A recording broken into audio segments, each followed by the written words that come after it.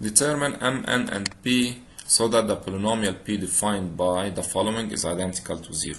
Whenever we see identical to 0, directly the coefficients of this polynomial will be equal to 0.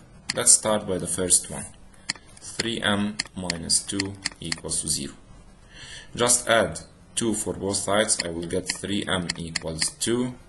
And by dividing both sides by 3, I will get that m equals 2 over 3, and this is the first variable. Now, I'm going to use the second coefficient, which is m plus 2n equals to 0. We are looking for n, then it will be 2n equals negative m. We know that m is 2 over 3, then it will be negative 2 over 3. This is 2n, and now for n equals, just divide both sides by 2 and it will be negative 1 over 3. And for the third coefficient we have minus 2n minus p equals to 0. I'm looking for p, then I will get that p equals negative 2n, then p equals negative 2, and instead of n, I'm going to replace minus 1 over 3, which is n right here.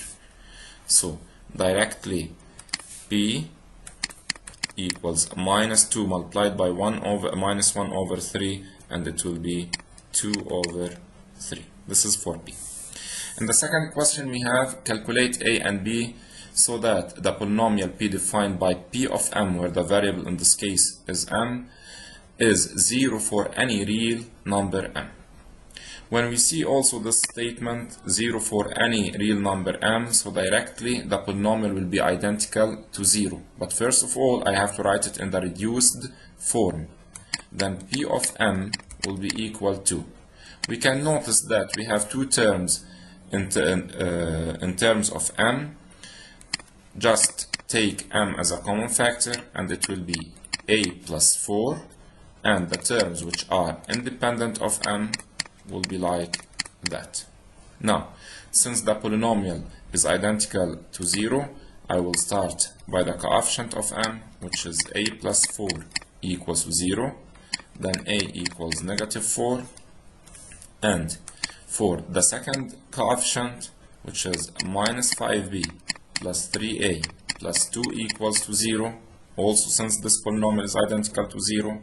Now, what I'm going to do is to substitute instead of a its value, which is negative 4. And of course, we have right here plus 2 equals to 0. I will get minus 5b minus 12 plus 2 equals to 0. Just simplify it. Minus 10 equals to 0. Then minus 5b equals 10. Divide both sides by negative 5, and I will get that b equals negative